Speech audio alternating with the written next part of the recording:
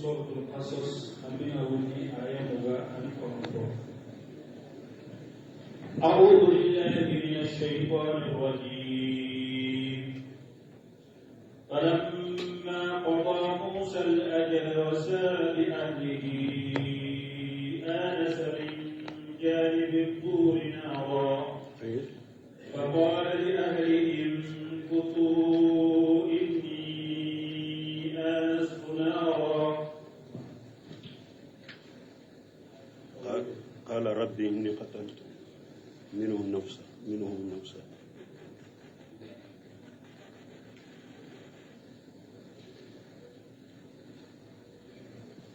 قال رب إني قتلت منهم نفسا فأخاف أن يقتلون. بسم الله الرحمن الرحيم، والصلاة والسلام على نبينا محمد وعلى آله وأصحابه وسلم تسليما كثيرا. سبحانك لا علم لنا إلا ما علمتنا إنك أنت العليم الحكيم. أستغفر الله الذي لا إله إلا هو الحي القيوم وأتوب إليه. اللهم انفعنا بما علمتنا وعلمنا ما ينفعنا وزدنا علما.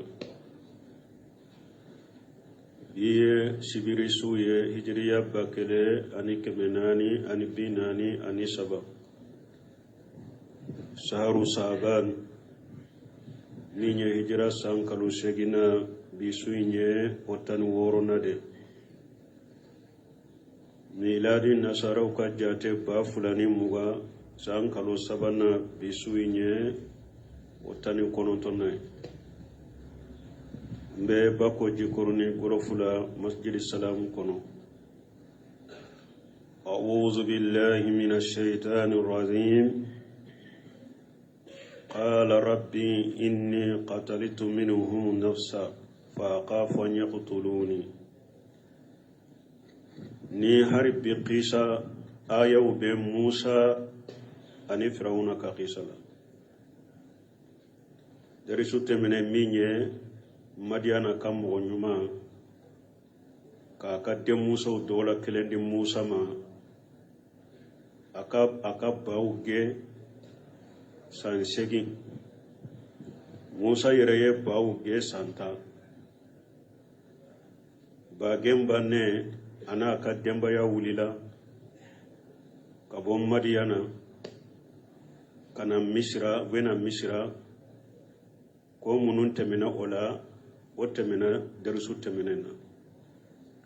ولا يتامن شودو داما كاچي كان فرعون انا كجماما تمامي علي وتامن شو داما كو انو كتا فرعون انا كجماما موسى كو علما اكون يمغفر اولاد نبشرا نينتارا وكان نفا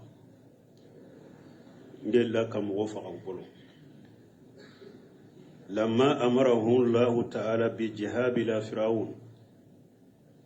ni aya min kala nan ka tumami alay Musa nya Mariya akata fir'auna fe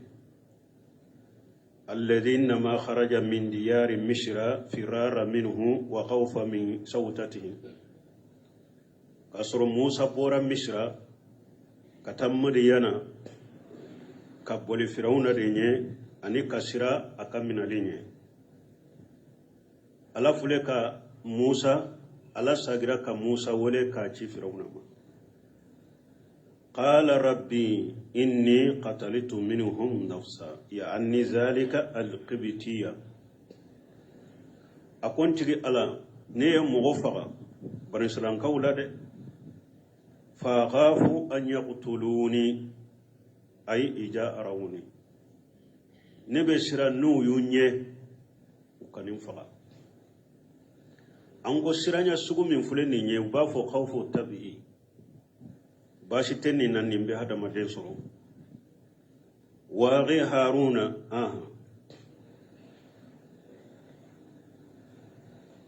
وأخي هارون هو أفصح مني لسانا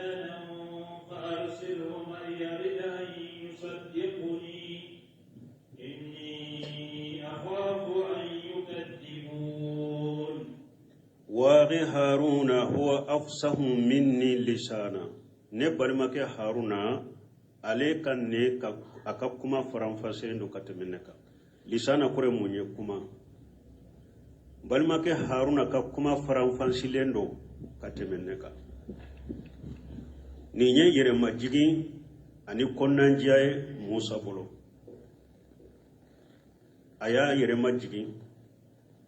ala ye min kɛ haruna n'o t'a bolo a y'o fɔ kɛnɛ kan ko haruna nɛn walawalalen don ka tɛmɛ ale kan haruna ka kuma bɛ faamu ka tɛmɛ ale kan nin y'a yira ni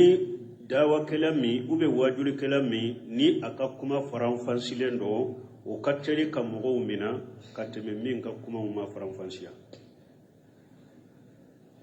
a ko n balimakɛ haruna ka kuma faranfasilen ka tɛmɛ ne kan o kore munye a y'a sɔrɔ musa nɛ musa ka dancogo de don a nɛ walawalalen tɛ dorokɛbaw b'o dɔ bunu senu b'a fɔ ni aya tawsiri la mɔgɔw dɔ bɛ a ka nɛ u b'a fɔ a ma fa ata u bɛ ta ata o bɛ mɔgɔw dɔ ka nɛ na maana faw a tɛ se ka fɔ a cogo la tawo a tɛ se ka fɔ a cogo la o bɛ mɔgɔw dɔ la a ko mɔgɔw dɔw yɛrɛ bɛ harafu yɛrɛ ale tɛ se ka harafu yɛrɛ de kala k'a bɔ a bɔ cogo ɲuman don o mɔgɔw bɛ a dan cogo de don a tɛ se ka a y'u kala cogo o cogo a tɛ se ka harafu kala k'a bɔ a bɔ cogo ɲuman don musa dan cogo de ye o ye a nana israeliyati la ko musa ko a nɛ kuma faranfasibaliya ko a fitini ko a ye firawuna minɛ n'a bɔnbɔsi ye fo digira firawuna la kosɛbɛ ko firawuna y'a laɲini k'a faga ko a muso ko i kana faga nin ye denmisɛnnin de n'i b'a fɛ k'a ka denmisɛnniya dɔn tamaro ni tasuma kami bila a kɔrɔ n'a ye tamaro ta k'a don a da kɔnɔ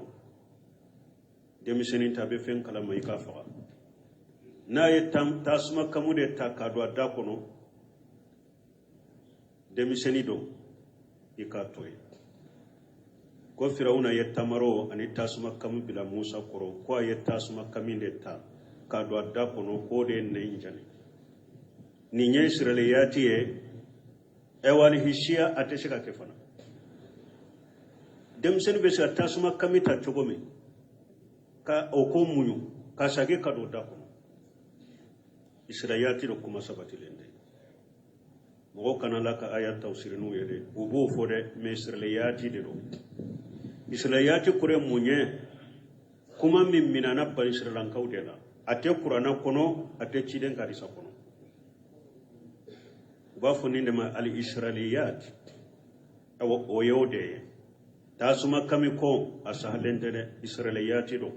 min sahalen don musa ka dancogo de ye nin ye ala y'a da ne a tɛ se ka faranfasiya kɛ mais tuma min ala y'a ci a ye ala deli ko ala ka nɛ siri min bɛ ale nɛ na ni kumaw tɛ se ka walawala ko a ka dɔ bɔ a la n'a ka kuma bɛ se ka faamu wahlul uqdatan min lisani yafqahu qawli wajal li waziran min ahli haruna aqi ashidudu bihi ajri wa ashrikuhu fi amri nimbe suratu taha kono tuma mi alay musa ci musa kontigi ala wa ahlul uqdata min lisani shiri min be nena afoni do foni ala yafqahu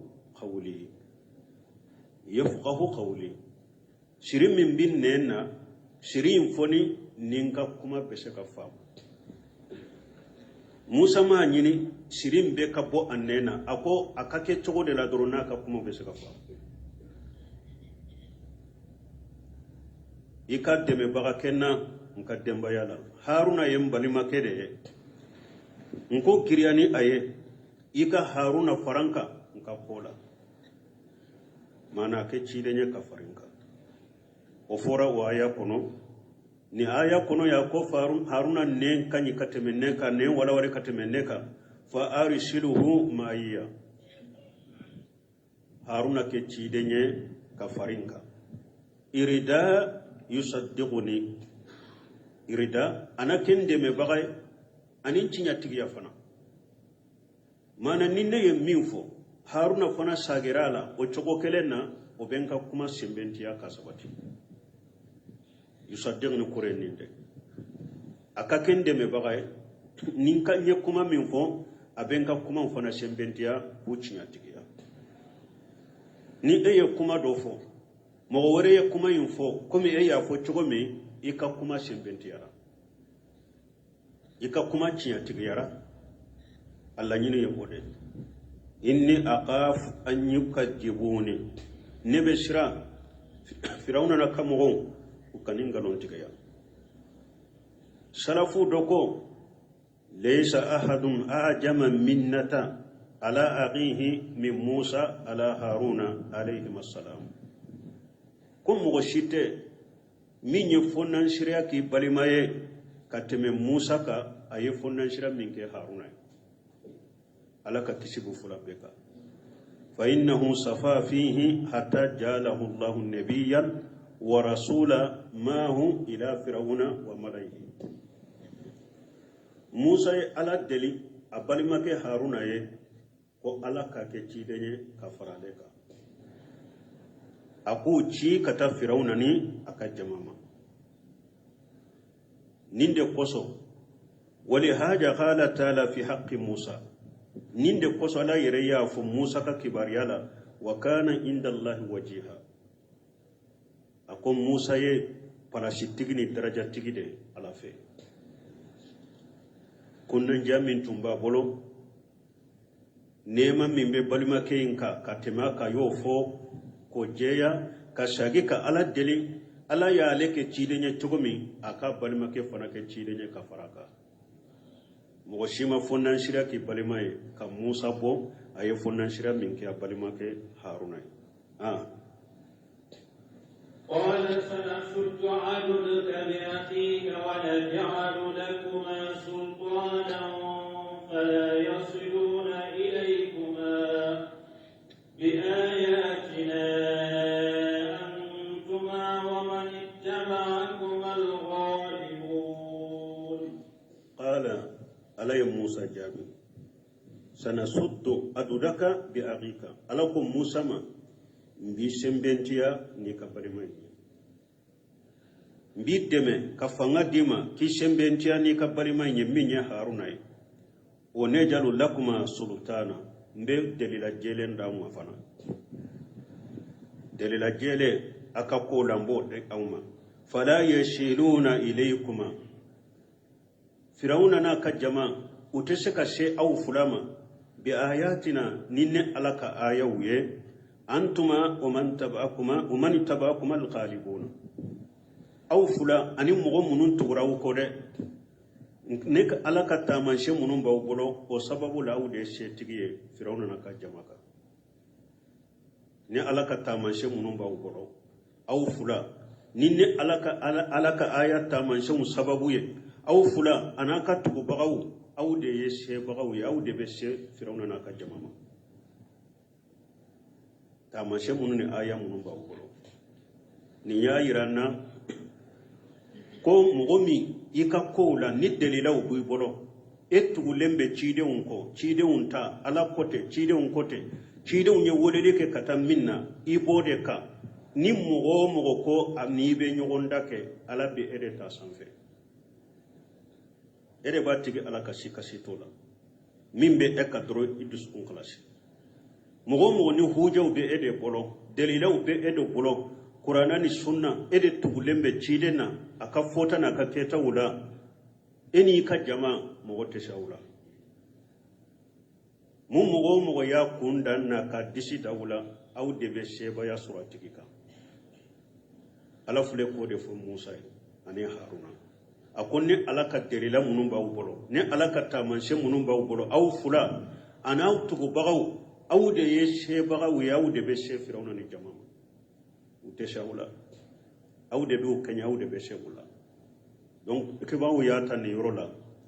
mogo be wodi ke kata chiden ta de ma chiden tugu baga bara aw de be sambe ala be ede de ika ke tinya ka doro ciden ko mi ala ko mi o nyini doro ko fo iko ke mogo na ko abi kelede mogo na ko ani be nyogon dande ke eki sabati ki dusun kala se alai ede ba tigika ini ka jama ko ne فلما جاءهم موسى بآياتنا بينات قالوا ما هذا إلا سحر مفترى وما سمعنا بهذا في آبائنا الأولين. تمام بن كثير يعني آية توسيري ونزل لكم السلطان أكو نيني آية وبنيغونتا يا أيها الرسول بلغ ما أنزل إليك من ربك على كوتشيدي أكو على يمين جيكا كابوي تيجي على في الله شيء كتا آية كلبا آية لبا والله يا أشموك من الناس إكنا شرا مغوني على بي إكسي مغو توروما يتيجي على يمين جيكا الله شيء تقولا كنا شرا مغوني على بي تنغا كابو مغوما وقال تعالى لكم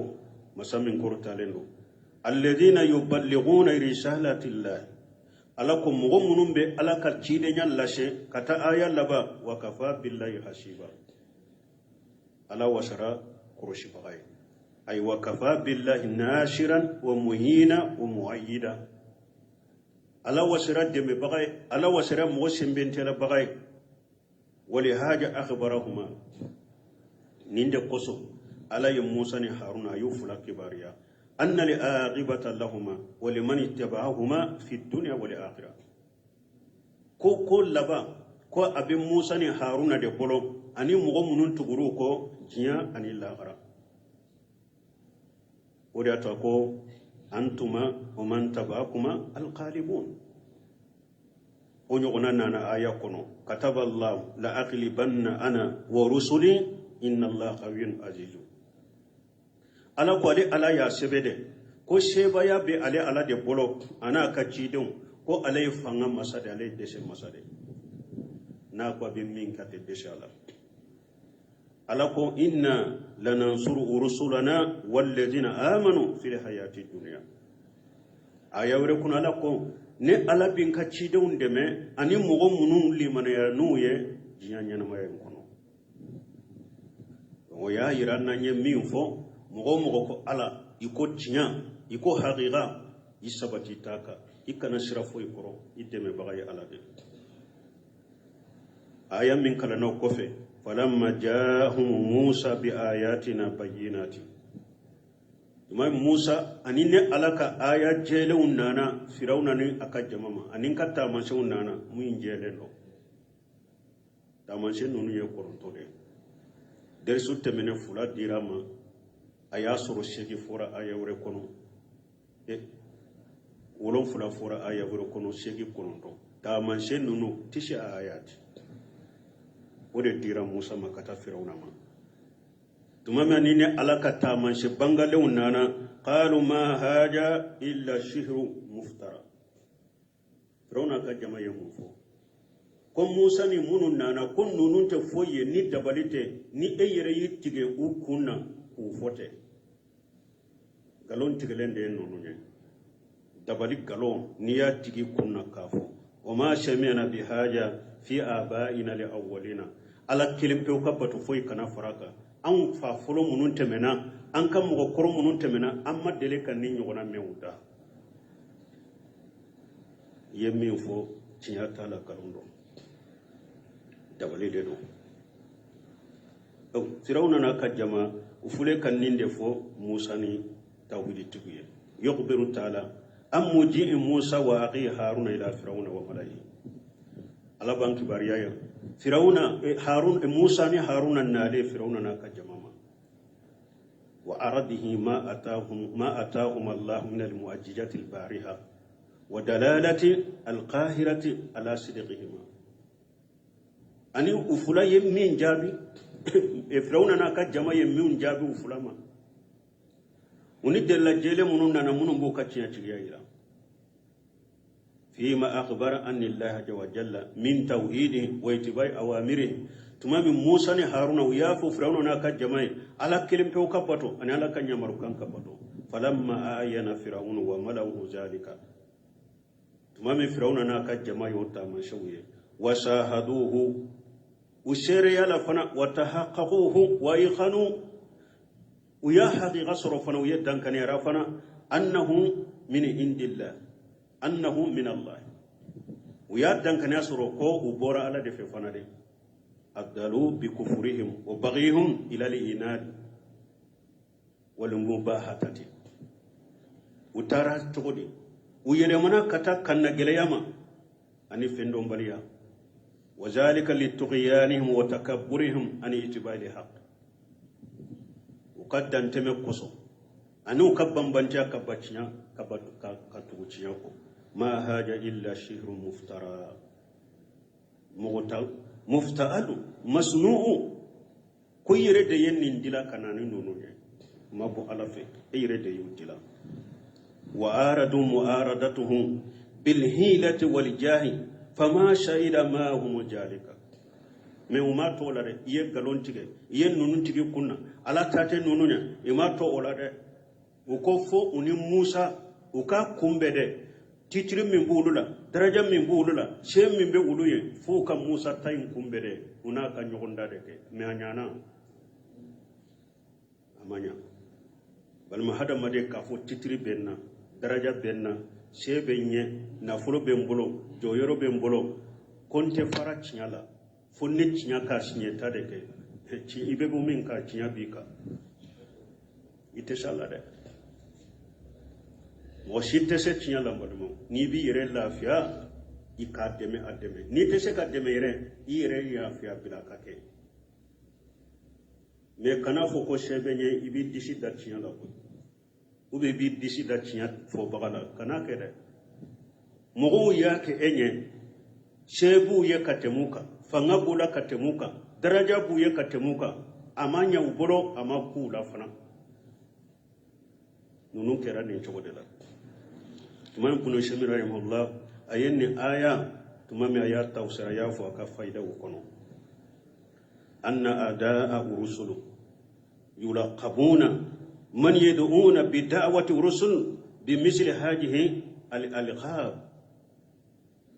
awa ako chidon njugu mo munu maso tawhid ma chidon njugu awa ako bake kanun to jugu de da chidon ka awa koni mo ye wolelike komi chidon fana ye wolelike chogomi nin to jugu njugu naw anin ni sabtali ni labbo sili de beta ki fana segere fa yaquluna rajaina ni mo min ko chidon ka woleli bi ala kelempe ka batu foi kana faraka tinya ka sabat tugu koloka mogo be e wole munna e konnu sagilen do ko fesa konnu be ko fe mutaaqirina konnu nya ko fe mogo de mutajammitina konnu be ko gele yare mutasaddidina ko gelen tigu de nunu nya ya ka dina ka gele ni mogo min ko cide on ka dawa bi cide on nya wole le ke chogobe kebe wole le ke o chogola uye e watto jugu mununi la bosir jugu munun ta ka cide un segere wode be ta ki fana segere uko cide umma dabali kala uko cide umma uyati go kunde uko cide umma donkili dannaw de do uko cide umma kolo fili naw de do uko cide umma fato de do uko cide umma dabali kala de do uko cide umma u dabali lende do imbe foruye awawun fana katilela ni mogo ko cide un ka dawa chogo bi buno semino ko bafo nono ko nimbe ko fesa nimbe tarila nimbe kuma muno fo nimbe tarila sa mur arajiina mutahaqirina mutajammitina mutasaddidina mutaassibina ñi supporteru de sa doni ke baga kelende ka kuma bale bolo ale be doni ke baga kelende ka kuma ta ko gelenti bude nonunya ha ka dina ka gele ani mo tebbe aka gina ta gilate mo jate akon nunun de be fo e fana min fora ci daw nyede o de be fo fana o ma asbaha zalika ako ani nunu na nyogona wode be fuye ako warubama yaquluna aksaru min jalika mislu dallina ako be saka fen fuye yere min kacha nunu be uba fo yere ko filibantiro de wa jaa'aruhum qalu inna haula ladallun alam fukura kono nu yecci atibu yedro ye mu'minu yedro ba fo nunu ye filibantude المهم ما ينون فكه مهم أنه يجب أن نعرف أن هذه الدعوة الحق لها أعداء نو سمنو كواجب رانكا أنكا دو كوتشيا دعوة من فلان نيجي جهود بالade تشيا دعوة من فلان نيجي جهود بالade تشيدو نيجي جهود فتشومي ciidaw ne jugu soro yere la cogomi ni e fana ko ka wolelike komi ciidaw ne wolelike cogomi ako ciidaw ne mun soro e fana bo nyona de soro o kana bari la de min fora ciidaw ne o de be fo iye nin kera ciidaw ne o de be ke ela o kana bari la koy ciidaw ne ye jugu de soro yere la ni e fana ko ka ciidaw ndawa cogo de ke jugu munu soro la ciidaw na o jugu de be soro e fana la kuma munu fora ciidaw nye o kuma sugu de be fo e fana ye annahu la yanbaghi aqula amanka lil mar'i an yusnihi an qawlihi li haqqi wa wasifahu bi adami sawab ako akaka hadama de ibi ka cinya minka fuyi kani sage ka boy ka cinya folika ko pasika ko itate sawabaye ube ka fo e yirete sawabaye ube ye e yire gosi la gosi ako kani boy ka cinya ka de li anna musa hal tawaqqafa lamma qalu lahu haja al kalam bal istamara fi da'wati ako yana musa tuma minnin kuma foraye kun nin te foye ni dabalite ni ya tigi kunna ya la ya ka dawa jwa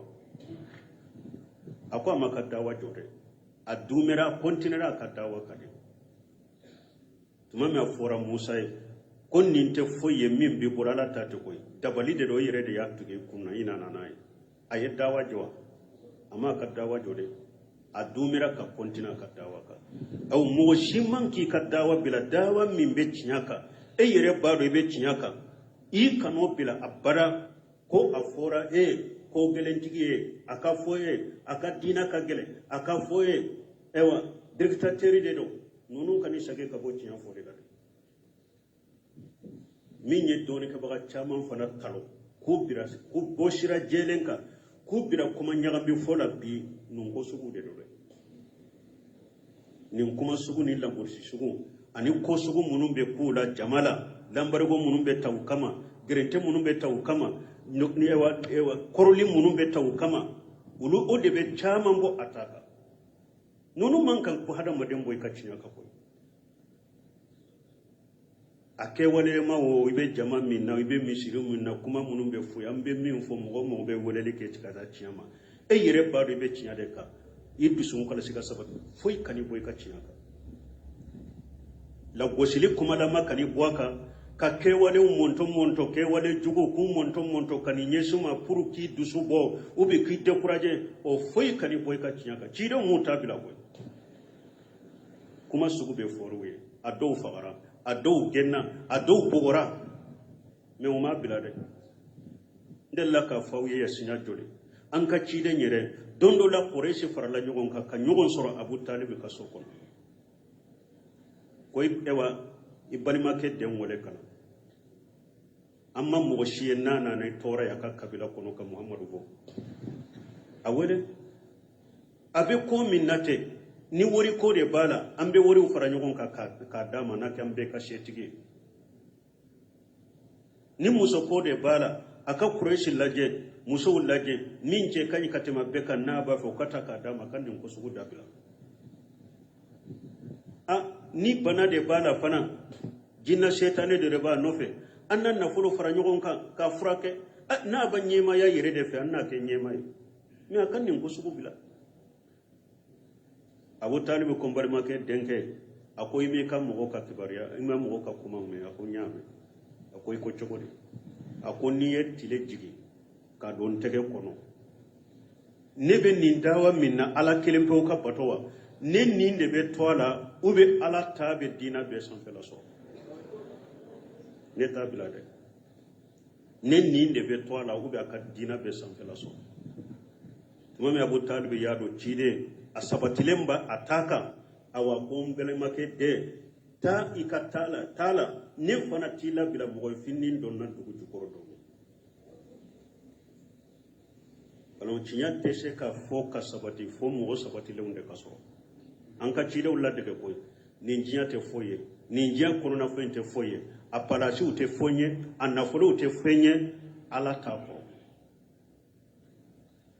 chide unye ala de ta kuma sugu be foruye la gosili be daruka bara jugu sugu be taraka kanyesuma ne asimu atabila usabatira utaka fo ala yudeme aw kunu semira rahimahullah ni taraka tawsirita ne ba surunya de aben ni foye ka perpere latike mogo ni ko tinya iko chide unda wachogo ni kuma sugu be fuyere me ikani tabila de tinya kana bila de sabati tinya kai ka fore ko laban ko nyumam be ede boro ewa ani mu wero fora fa ko shira ko amman ni me an fa ko la kaso esha au fa ko chira de ka fonni man ni me fa an fa ko munun tamina amma delika ni me ula ube an fa ko munun tamina umma delika ninke yala o yahuja dina kunwa ute huja dina kuno mogo chaman bake ka kuma chaman fo sisa ifa ko ma delika fo yin mogo chaman bi jian kuno saybe ke wale chaman ke ima sori fa ko bolo iyele mana wala awadina ko fana yode ifa ko munun temena ka fota ni ka keta nu ka fota nu ka keta min ni qur'ana ni sunna ben alhamdulillah mbota amma fa ko ka kuma tawlade anya qur'ana ni sunna de ta ni fa ko ta ka fota nu ka keta min ni qur'ana ni sunna bila o be bila ima fa ko ta bila koy iye galonde bila tilka ummatu qad qalat laha ma kasabat wa lakum ma kasabtum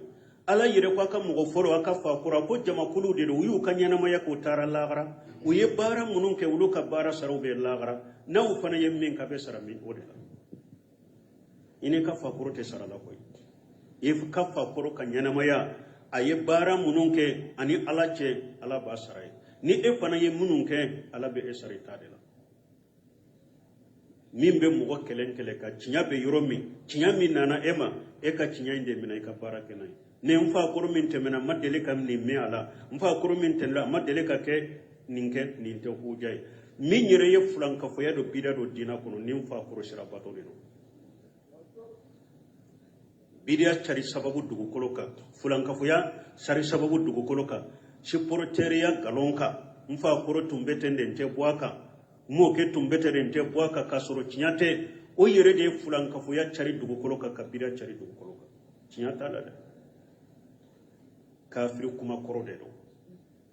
ما سمعنا بهذا في آبائنا الأولين هرب بي أبي مغوم غدا جاهل كما بعد كافر موتري دبا دسكون كرو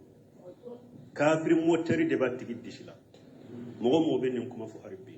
أم فاكرو كسرادة أم فاكرو كتابولو دي أنك سعي كتاب كوكرو ماري كوكرو منو فناتي قرآن السنة كنو أبي مغوم نينكا جاهل كما بعد نينكا جاهل موتري بعد دسكون ala kan kisu toro makantanga وقال موسى ربي أعلم بمن جاء بالهدى من عنده ومن تكون له عاقبة الدار إنه لا يفلح الظالمون وقال موسى tumami ko Musa maki ini min nana ninte foye ni dabalite yere de nintigi kunna kadirani yere kanana nay amma delika me an fa korowla Musa kuma jabu kono rabbi a'lam biman jaa bil huda min indihi yani minni wa minkum aw musa ko neni aw ni mogo min nana ni delila jelenye ka bo ala fe ni ne de do ube ni aw de do ala bo tigi do aw munum ba ke ka fa koro shirafo amma delika ni me an fa koro la ni aw de be ciaka a ube ni ne min ko aw ma ay ala kelem pe bato aka fa koro shirawu bila ni ne be de ciaka ala bo do wa sayafshilu bayni wa bainakum awa bena kiri tige na wuce fana abena kiri tige ni awuce wa man takunu lahu aghibatu dar aw anine ni aw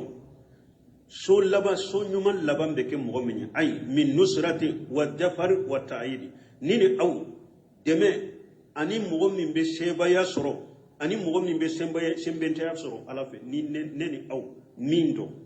o bena do laba ko nyuma be di mo min manene awla o bena do ni ala be ne de deme o be awde deme ni ala de ne be shembente o be ne abe awde shembente ni ala be arjanna ke ne de o be ke awde o bena do innahu la yuflihu zalimun awa mushriki ni jalimu kore mushriki de mo min be fulan ka foyaka en yana maraka isharaka la gara ibe min nyine ta soro ibe siram min te kisama wala hakoro de to nyali kala ay al mushrikuna billahi azza wa jalla mo munu nye fulana fara alaka yo malaka ma do lute ganye de utu kan nyine fe soro la gara ibe siram min te kisama musa ni fuye ha وقال فرعون يا أيها الملأ ما علمت لكم من إله غيري فأوقد لي يا هامان على التين فاجعل لي صرحا لعلي أطلع إلى إله موسى وإني لأظنه من الكاذبين. الله بانك باريا فرعون ككافرنا كدنتمه كم مسايا ولك كان أيره ما يره وقال فرعون كو يا أيها الملأ أكون كجمع كم وقرطالي ما علمت لكم من إله غيري نتي أو باتو فندو أويه نتي دو أولا نتي على دو أولا نتي على ورد دو أولا نتي باتو فندو أولا نتي فأوغد لي يا هامان ka yereke alay fastaqaffa qawmahum fataw aya kam go la shiraka beka dusuku fege ya uturako bal mo nyema juguma ni koy ne nyema juguma ni de anini hada ma dem ma ala don imalli man ya don woyo fitina betaniye fem fitini betani ite fenyere ni be hada ma den no fete ko do be do e yire kunna be tuba ko ala ni hakilima ya a hakilimu no ba fu eskan ninka hakilibe na tugura ko karasan ni ayu duskun fege ya kulashira utugura ko ako fa uhidi li ya hamanu ala tini ako hamana wa ya kam ministride hamana ya kam ministride na ba fe ka ko min ko de ba nyana ko ako hamana tasuma menenye bogola mana ka bogo birikilama ka bogo dila ka ke birikiye ka jani uruna beseka nyope ewa abeseka nyi kosobe togomi bogo birikilama dila ka jani ni tasumai fajri li sharaha fa ajal li sarha ika sankancho do dilanye sankancho ja kata sanfe la'alli attaliu ila ilahi musa adolan kata musa tigi alalla jede wa inni la junnuhu min al-kadibin parce que ni musa koni dankaniya ka jigi afi galon tiga la wudela mu ba fonni de mal mukhalata ka jamanya gambi firawna bado cho alabe men ni nyede ka jamanya gambi kana cinyaye ko hakli nyagambi ko kana cinyaye ka musa ki komi galon tiga la dedo ko etasi jando ka dira aleye kata sanfe ko ale be yele kata sanfe kata Musa tigi ala laje yala be ba ube ate ko pasika le bolo ale Musa jigiya ka dankana ko Musa be galon tigala wuri dola ko galon tigala wuri dola do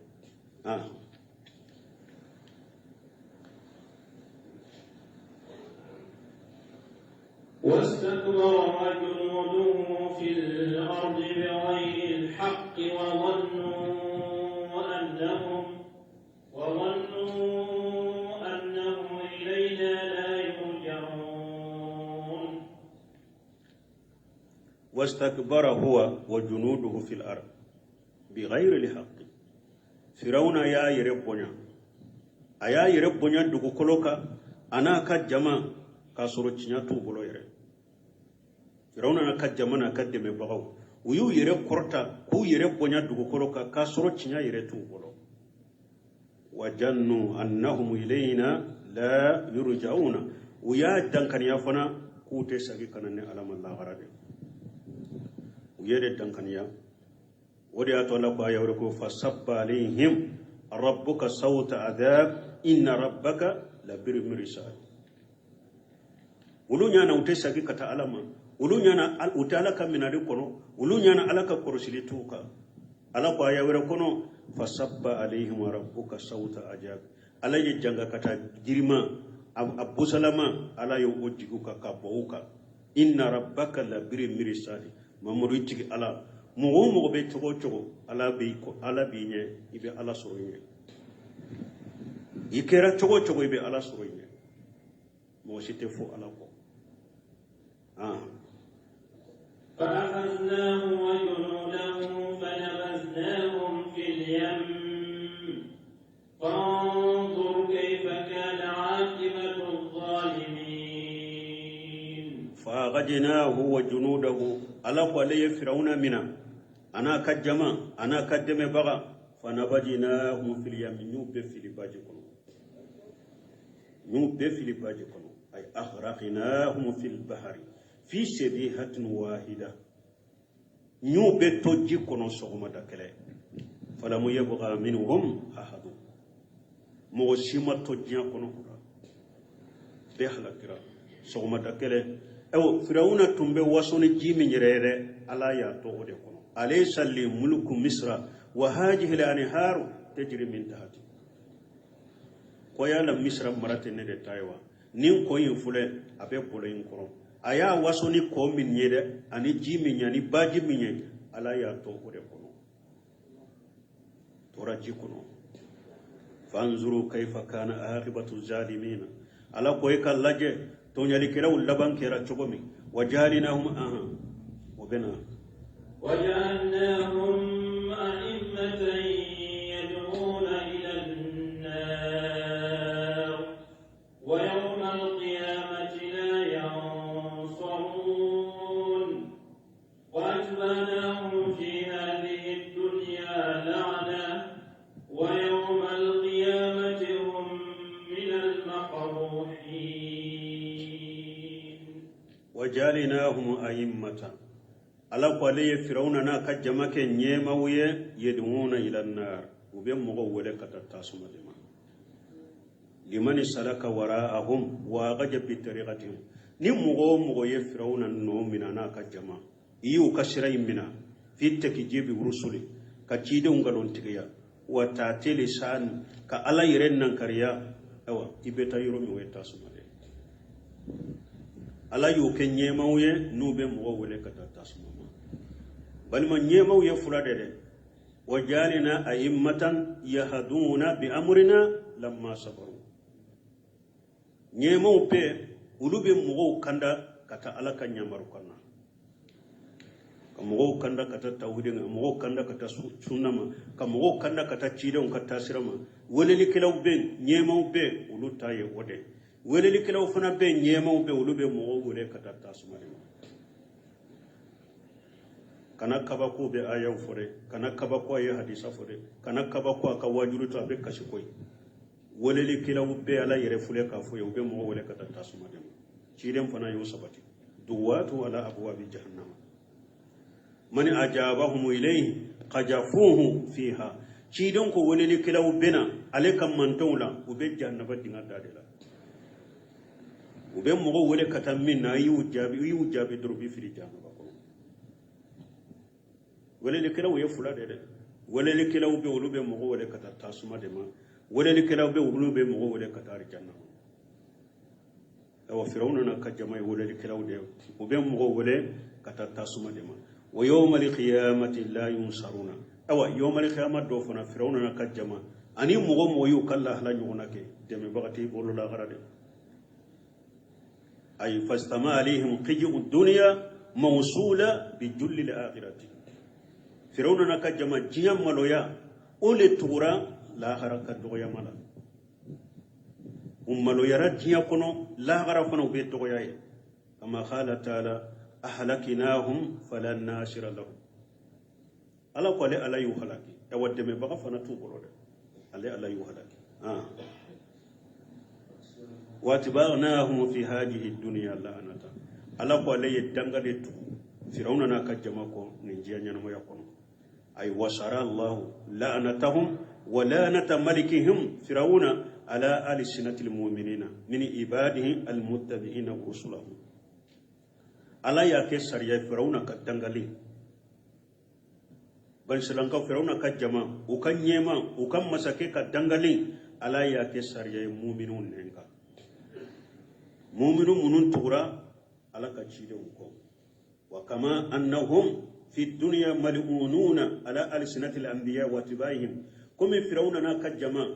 u dangalen da jiya kono chogomi cide nu ka tugo gon nenka de wa kajalika يوم القيامة هم من المغبوهين والله غرفنا فرعون كجما بموجود لا ودانغالين دو جيان كونو لا غرفنا وبكونت موجود لا لا غرف مغتولي لو وأتبعوا في هذه لعنة ويوم القيامة بسرفر المرفوض ala ko le dangade tugu fir'auna na kajama ko ni jiya nyana mayala ewa la garafana danga buko ewa firawna na ka jama beta do yoro mi fana do yoro jugudo jannaba la kan sikanda ولقد آتينا موسى الكتاب من بعد ما أهلكنا القرون الأولى بصائر للناس وهدى ورحمة لعلهم يتذكرون يخبر تعالى أما أنعم به العبد ورسوله موسى الكليم على بان كباريا أين نعمة منك أكا جو أكا تشيد أكا كما نيا دونك أين نعمة منك أكا نعمة مني فسمنتها من كراي من إنجيل التوراة عليه بعد ما أهلك فرعون وملأه على التوراة جيج موسى على كلام كفر كفرعون أنا كجماعة هلكي ولو هلك لهم كفر على التوراة دي موسى ولقد آتينا موسى الكتاب على والله ني على الكتاب دي موسى ما ني التوراة دي موسى ما من بعد ما أهلكنا القرون الأولى ني على كلام كفر جماعة فلان منون تمنا ولو هلك لهم كفر ني الكتاب دي موسى ما ني التوراة فرعون كجماعة كتا ودي كم آدي كان كوما كنا سامو كان كوما salihu kammo nunum be halakilen ko fere kana firawna ka jama nunum be halakilen ko fere tawreta dira musa basaira linnas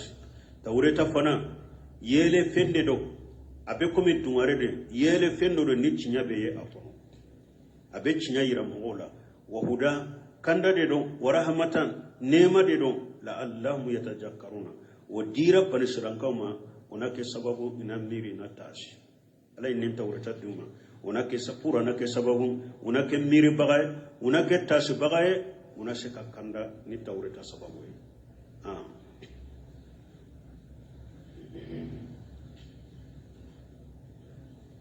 وما كنت بجانب الغرب إذ قضينا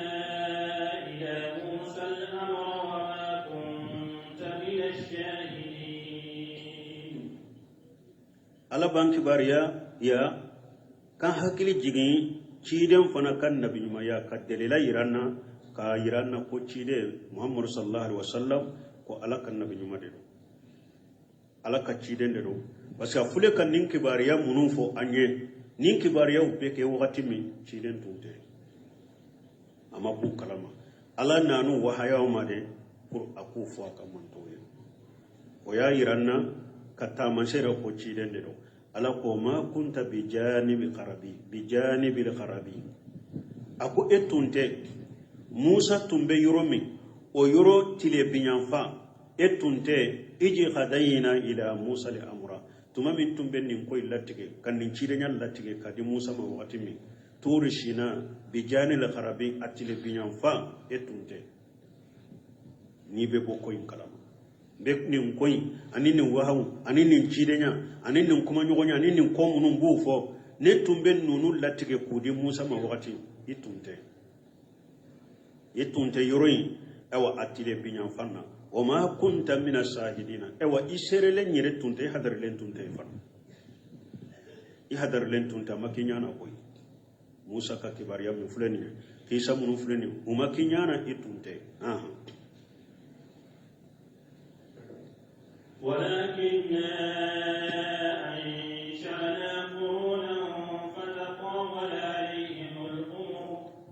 وما كنت ثاويا في أهل مدين تتلو عليهم آياتنا ولكننا كنا مرسلين وما كنت بجانب الطور ألقوا ولكن أنسانا قرونا من ألا نجمعوا دودة فتتاول عليهم الأمر فرنسين وكشي وقت جنينا تشيد من أمة ولا نيجي أمة كان ينكبر يوم وهو كان يوم موسى نأكاد جماعة منهم كفي مغوتم بجيا كنو ويشيون سرو تشيد أمة تشوما موسى كفي نانا إيساسي وكفي نانا إفناتي وما كنت ساويا في أهل مدينة أو مدينة كاو فنا مدينة كاكباريا منو فنا فورا إتونتم إسجلن تونتم مدينة فنا ده تتلو عليهم آياتنا ni ala tumbenka ayaw kala uka wakati mi itunte walakinna kunna mursalina minni ala kera chide unchi bagaye odi ato nye e fana chi kana ninki bari au foiye sino ima bu kalama koy koko temena musa bule ma bu kalama madiana faran tumbenka ayaw kala madiana kauka wakati mi ani kibari min temena musa bolo madiana a ishigilen tunte madiana koy janko ina bu akalama minni ala ye chide unchi bagade ninne ala ye chide unchi bagaye nimbeto ka chide unchi nimbeto ka chide unchi nana e fana chi kike chide nye ninko munun temena ko wahu kana ima uyu don ni chogodela sino makinya na de no ni ya iranna ka chide nya na kan nabi maya ko sabatanye ko ala ka chide ndo parce que kibariya munun fure ni nyen si make anyana umake a wakati la me ala de nana uwahama ko fo aye kom u kera chokome ni nya iranna ko chidende do ala ka chidende do subhanaka allahumma rabbana bihamdika ashhadu an la ilaha illa anta astaghfiruka wa atubu ilayk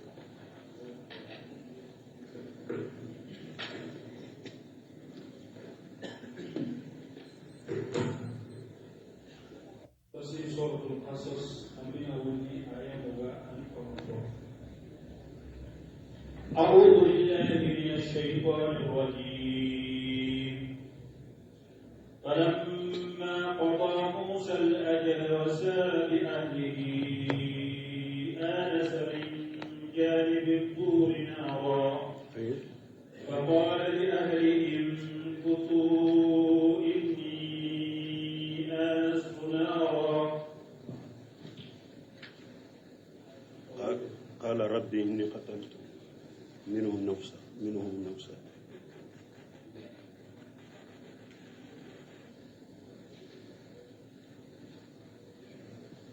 قال رب إني قتلت منهم نفسا